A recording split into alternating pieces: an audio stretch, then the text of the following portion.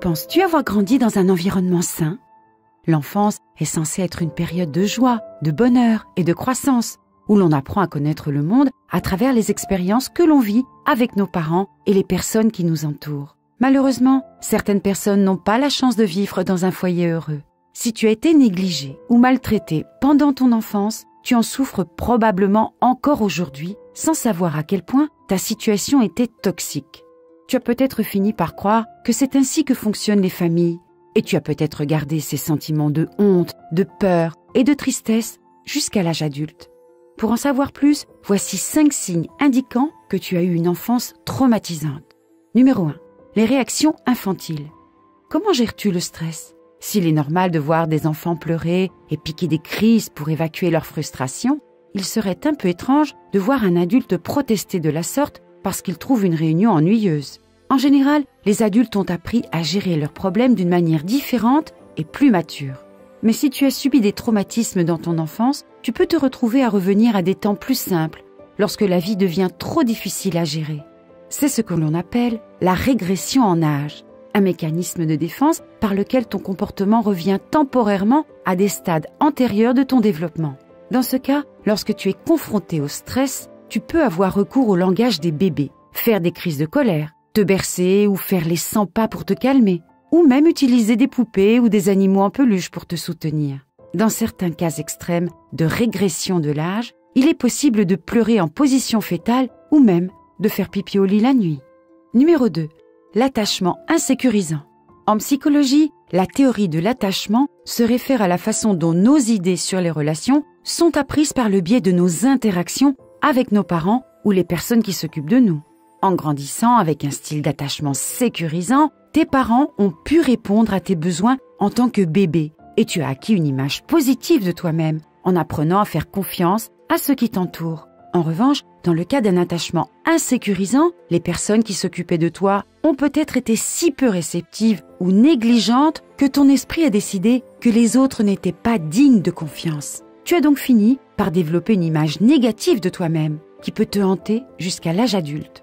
En conséquence, tu peux avoir des difficultés à nouer ou à entretenir des relations étroites parce que tu éprouves des sentiments intenses d'abandon ou de peur de l'engagement.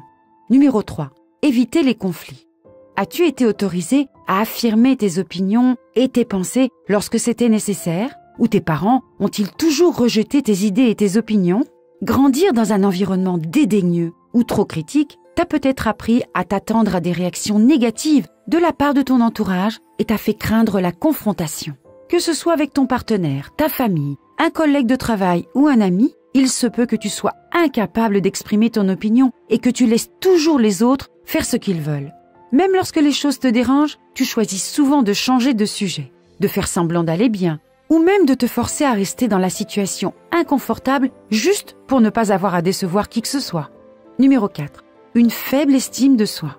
Tes parents t'ont-ils félicité pour tes réussites ou les ont-ils jugées inexistantes? Ont-ils été gentils dans leurs critiques ou t'ont-ils humilié lorsque tu faisais quelque chose de mal?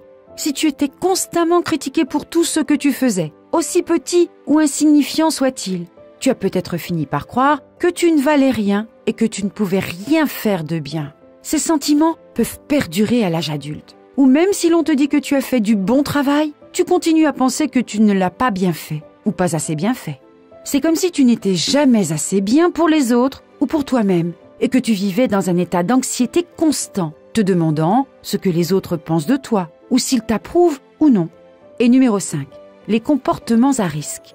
Enfin, un autre signe possible de traumatisme dans l'enfance est l'adoption d'un grand nombre de comportements à risque. Les comportements à risque décrivent tout comportement présentant un risque incertain, qu'il s'agisse d'une consommation excessive d'alcool ou de drogue, d'une conduite imprudente, etc. Des études ont montré que l'exposition à des événements traumatisants qui aboutissent à l'apparition de symptômes du syndrome de stress post-traumatique peut inciter à rechercher plus souvent ces comportements. En outre, la recherche du risque peut être une stratégie inadaptée pour t'aider à surmonter tous les sentiments négatifs que tu as éprouvés dans ton enfance. Et même si tu n'y vois pas d'inconvénient, le fait de risquer inutilement ta vie et ta santé est certainement une source d'inquiétude. Penses-tu avoir eu une enfance traumatisante? Fais-le nous savoir dans les commentaires ci-dessous. Et si tu as trouvé cette vidéo utile, n'hésite pas à liker, à t'abonner à la chaîne et à la partager avec d'autres personnes susceptibles d'en bénéficier. Et comme toujours, merci de nous avoir regardés.